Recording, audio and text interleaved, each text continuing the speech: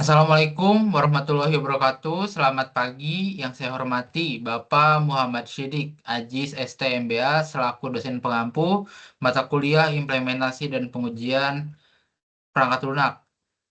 Di sini izinkan saya memperkenalkan diri terlebih dahulu. Nama saya adalah Muhammad Firmansyah dengan NIM 1030 124 00137 dari kelas IF 4808.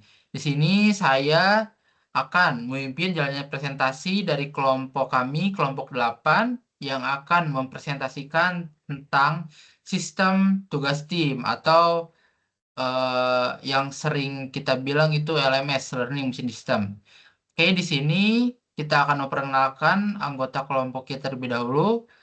Saya sebagai moderator dan ada rekan saya Listianto Hilmi Fauzan dengan NIM 1030 124 00094 dan rekan saya yang ketiga Muhammad Dafa dengan NIM 1030 124 00110 dan ada rekan saya lagi Muhammad Lutfi Fitriansyah dengan NIM 1030 124 00237. Nah, di sini sistem tracking tugas. Tracking tugas itu merupakan sebuah platform berbasis LMS untuk mengelola dan mendokumentasikan pengerjaan tugas. Nah, sistem ini tuh mengadopsi konsep yang menyerupai LMS dengan menyediakan akses bagi dosen untuk memanajemen tugas serta mahasiswa untuk pemantauan progres tugas. Nah, melalui fitur ini melalui fitur pembuatan tugas, pembagian anggota, dan pengaturan tenggat waktu hingga forum diskusi, platform ini tuh dapat memastikan setiap alur kerjanya dapat terdokumentasi dengan jelas dan terakuntabel. Dengan adanya sistem terpusat ini, proses kolaborasi tim akan menjadi lebih terstruktur dan mempermudah evaluasi kinerjanya secara real time. Nah, untuk selanjutnya, tujuan dan manfaat akan dijelaskan oleh rekan saya. Waktu dan tempat dipersilahkan. Oke, baik kita masuk ke tujuan dan manfaat. Di sini kami merumuskan 5 tujuan utama yang berfokus pada efisiensi, transparansi, hingga dokumentasi. Nah, namun nilai jual utama dari sistem ini sebenarnya terletak pada bagaimana sistem ini menjembatani mahasiswa dan dosen dalam pengerjaan tugas kelompok. Dari sisi mahasiswa, manfaat terbesarnya adalah kemudahan berkolaborasi. Nah, dengan pembagian beban kerja yang transparan ini, sehingga setiap anggotanya itu tahu betul apa tanggung jawabnya masing-masing. Sementara itu, dari sisi pengajar, sistem ini memberikan solusi untuk masalah penilaian tugas kelompok yang kadang itu kurang merata. Nah, dengan adanya data presensi dan tracking progres yang terpusat ini, pengajar itu dapat melakukan evaluasi kinerja yang objektif dan berdasarkan data yang nyata. Pada akhirnya sistem ini tuh memastikan bahwa seluruh proses ini dari awal pengerjaan hingga selesai terdokumentasi dengan rapi. Nah, ini tuh akan memudahkan dalam memanajemen tugas secara lebih efisien. Nah, sekian penjelasan saya terkait tujuan dan manfaat. Selanjutnya akan dilanjutkan. Baik, untuk selanjutnya akan menjelaskan tentang DFD level 0 dan ini akan dijelaskan oleh rekan saya. Waktu di tempat dipersilahkan. Oke, baiklah. Di sini saya akan menjelaskan DFD level 0. Pertama-tama, apa itu DFD level 0? Yaitu data flow diagram level 0. Di sini dia itu menggambarkan bahwa aliran data utama antara entitas eksternal dengan sistem secara keseluruhan. Nah, pada diagram di sini dibilang kalau suatu proses utama yaitu sistem LMS, proses 0 berinteraksi dengan dua entitas yaitu ada mahasiswa dan si pengajar dosen. Nah, entitas eksternal yang pertama kita akan bahas di pengajar atau dosen. Nah, pengajar ini bisa dibilang pihak yang mengelola kegiatan pembelajaran di dalam sistem LMS. Dosen ini berinteraksi dengan sistem untuk melakukan berbagai aktivitas akademik. Contohnya itu bisa mengelola tugas, nilai, kelola kelola nilai, kelola anggota kelas, terus juga mengelola forum diskusi. Itu adalah aliran data dari pengajar dosen ke sistem LMS. Data tersebut dikirimkan ke sistem LMS untuk diproses sehingga mahasiswa dapat mengakses materi-materi yang ada pada sistem tersebut. Yang kedua itu ada proses utama itu sistem LMS sendiri, yaitu sistem LMS itu merupakan pusat pengolahan data dalam sistem yang itu di mana dia itu menerima data dari dosen dan mahasiswa kemudian memproses dan menyediakan layanan pembelajaran secara online. Fungsi utamanya itu ya untuk mengelola tugas tentunya, terus materi pembelajaran, juga menyimpan dan mengelola nilai mahasiswa, mengelola data anggota kelas, terus juga menyimpan dan memproses dari pengumpulan tugas-tugas mahasiswa. Sistem ini menjadi perantara antara dosen dan si mahasiswa tersebut dalam kegiatan pembelajaran digital. Nah, entitas yang eksternal satu lagi itu ada namanya mahasiswa. Mahasiswa ini adalah sebagai pengguna dari yang mengikuti kegiatan pembelajaran melalui LMS tersebut. Aliran data dari mahasiswa yang kepada sistem LMS yaitu berupa seperti contohnya mengupload tugas, terus juga mungkin mengirimkan suatu progres tugas atau melihat nilai yang telah didapat, terus juga berpartisipasi dalam diskusi-diskusi yang ada. Mahasiswa di sini menggunakan sistem untuk mengakses tugas-tugas yang diberikan dari dosen, mengumpulkan tugas, melihat nilai yang sudah didapat, serta berdiskusi dengan dosen dan mahasiswa lainnya. Untuk aliran datanya ini secara keseluruhan pada DFD level 0 ini, yaitu dosen kepada sistem LMS, terus juga mahasiswa ke sistem LMS, juga dari sistem LMS kepada mahasiswa. Nah, di DFD level 0 ini kesimpulannya menunjukkan bahwa sistem LMS itu berfungsi sebagai pusat pengelolaan dari si pembelajaran digital tersebut yang menghubungkan dari dosen dan mahasiswa melalui pengelolaan data tugas dan juga nilai serta juga aktivitas diskusi. Mungkin itu saja dari saya. DFD level 0, terima kasih.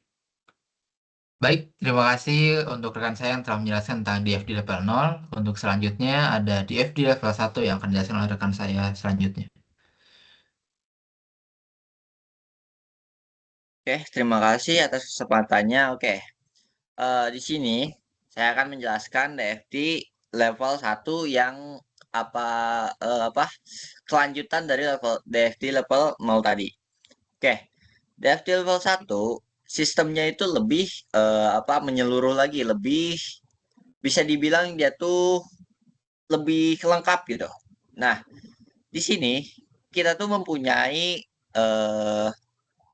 udah dibilang tadi dua eksternal eksistensi yaitu dosen dan mahasiswa dan juga 4 sistem operasi yang dimana 8 sistem operasi 8 sistem operasi ini berdasarkan fitur-fitur yang akan kami buat di sistem LMS nanti. Oke, yang pertama itu udah pasti fitur utamanya itu kelola tugas. Yang kedua kelola anggota terus tuh kelola deadline, lalu ada monitoring progress, upload tugas untuk mahasiswa, presensi, penilaian, dan diskusi, yaitu untuk forum atau bertanya seputar tugas ataupun yang lain. Oke, di sini datanya juga tidak mungkin disamakan gitu. Datanya itu terbagi menjadi beberapa data store, yaitu ada yang data kelas, data tugas, data presensi, data progres, data nilai, dan data diskusi. Oke, yang pertama kita masuk dulu ke kelola tugas, yaitu fitur utamanya.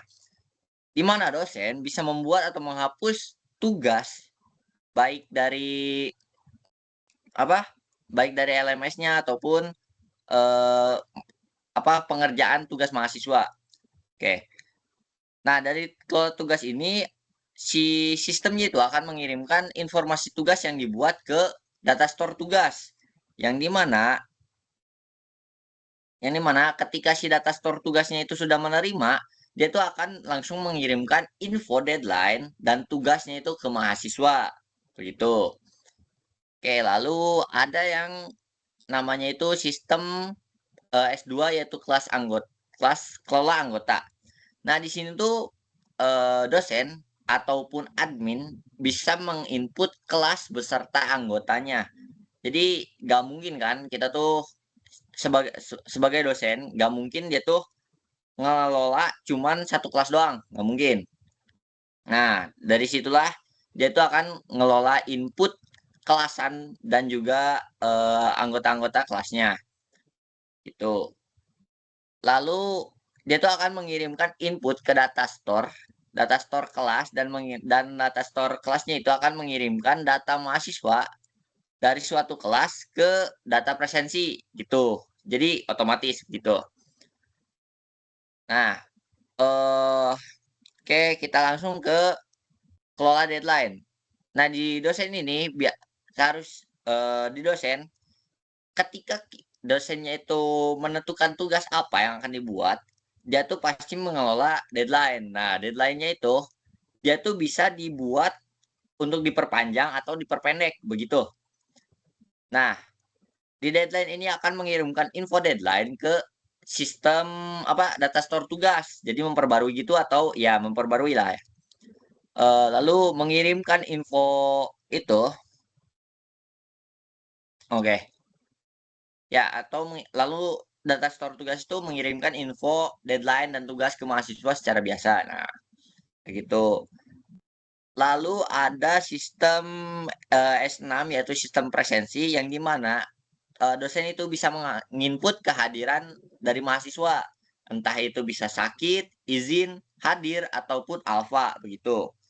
Lalu di sistem ini akan mengirimkan data kehadiran mahasiswa ke data store presensi.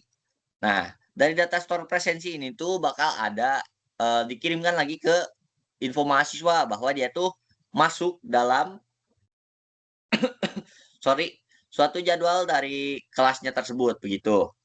Nah, lalu ada sistem penilaian yang dimana dia tuh ketika mahasiswa sudah beres menginput tugasnya, dosen bisa wajib menginput nilai tugas untuk mahasiswa, lalu mengirimkan nilai tugas tersebut ke data store dan data store itu bisa mengirimkan lagi ke mahasiswa begitu. Nah, yang terakhir dari dosen adalah membuat forum diskusi yang dimana ketika mahasiswa ingin menanyakan suatu materi atau materi ataupun tugas terkait pembelajaran, mahasiswa bisa langsung menghubungi dosen tanpa perlu mencari kontak lain gitu, kontak misalkan WhatsApp, Telegram atau semacamnya, langsung ke forum diskusi begitu. Nah, dari forum diskusi ini bakal masuk ke data store untuk mengirim pertanyaan dan jawaban dari mahasiswa atau dosen begitu ke data store diskusi. Nah, untuk eksternal instansi mahasiswanya sendiri ini tuh punya dua sistem operasi, tiga ya. Tiga sistem operasi yang dimiliki mahasiswa. Yang pertama itu udah pasti upload tugas. Nah, upload tugas ini, mahasiswa mengupload tugas ke sistem operasi, lalu sistem itu akan mengirimkan tugas yang telah selesai ke data store. Sehingga tugasnya itu akan tercentang selesai begitu di data store. Nah, data store ini akan mengirimkan info tugas yang telah selesai itu ke data store yang ketiga, progres. Nah, di mahasiswa, ini bisa punya sistem monitoring progres yang dimana mahasiswa itu bisa membaca materi atau mengklik materi gitu. Dan si sistem akan menginisiasikan dia tuh udah dibaca atau udah dipelajari gitu. Nah, dari situ dia tuh akan mengirim sinyal materinya itu telah dibaca gitu. Nah, di sistem S3 Progress yang gimana nanti data store-nya itu akan menghitung dia tuh udah berapa persen gitu dari bab sekarang gitu. Entah itu tugas, materi, ataupun yang lain-lain. Nah, gitu. Lalu di mahasiswa sendiri, dia tuh bisa bertanya di forum diskusi. Nah, di forum diskusi bisa bertanya untuk materi tugas ataupun yang lain-lain berkaitan dengan si materi pembelajaran. Oke, mungkin sekian penjelasan dari saya. Saya kembalikan kepada Mas Firman ya. Baik, terima kasih untuk rekan saya yang telah menjelaskan tentang DFD level 1. Nah, untuk selanjutnya kita akan memberi gambaran tentang bagaimana website kita untuk kedepannya. Nah, di sini eh, untuk halaman loginnya, pertama kita di sini tuh membuat sebuah logo untuk yang namanya LEMAS, yaitu kepanjangan dari Learning Machine System. Oke, untuk selanjutnya di sini terdapat dua navigasi utama untuk dosen dan mahasiswa. Di sini untuk kedepannya diperbolehkan untuk dosen atau mahasiswa memilih sesuai dengan role-nya di kampus masing-masing. Untuk selanjutnya ada dashboard mahasiswa di sini terdapat navigasi di sebelah kiri. Nah, itu untuk pengaksesan fitur-fitur utama dari dari aplikasi yang kami buat ini. Nah, di sini tuh untuk selanjutnya ada dashboard untuk dosen. Nah, di sini tuh dosen tuh dia dapat melihat daftar kelompok mahasiswa beserta judul-judul project apa yang sedang mereka kerjakan sekarang gitu. Nah, terdapat bar juga di sini, bar untuk status progres untuk dosen melihat langsung bagaimana progres kelompok mana yang terlihat aktif dan terlihat tertinggal. Nah, untuk yang terakhir ada fitur utama dari eh, website yang kami buat, itu submit membuat atau mengesain tugas. Nah, di sini tuh dia tuh memiliki file yang lengkap mulai dari judul, tugas, deskripsi, detail hingga pemilihan target gitu. Nah, di sini juga terdapat manajemen file dan tenggat. Sebenarnya ini diutamakan untuk dosen. Mungkin untuk mockup ini kita sekarang hanya sementara bakal berubah sewaktu-waktu, dikarenakan ini hanya gambaran kasar dari program yang kami buat.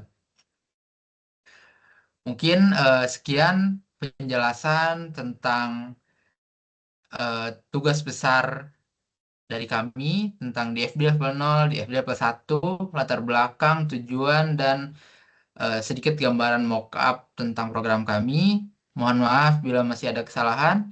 Wassalamualaikum warahmatullahi wabarakatuh.